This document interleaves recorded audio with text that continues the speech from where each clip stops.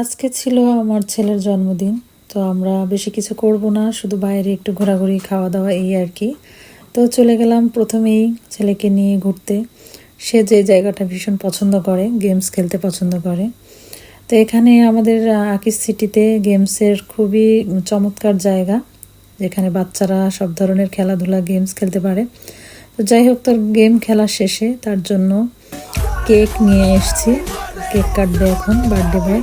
সে একদমই ভিডিও করা, ছবি তোলা পছন্দ করে না, তাই আমরা একটু মজা করছিলাম তাকে নিয়ে, যে আজকে তোমার বার্থডে, আজকে অন্তত ভিডিও করতে দাও, ছবি তুলতে দাও।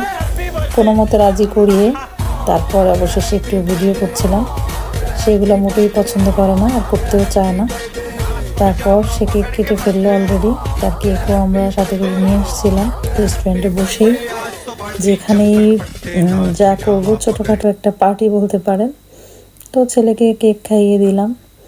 এরপর যাই হোক, সবাই দোয়া করবেন আমার বাবাটার জন্য।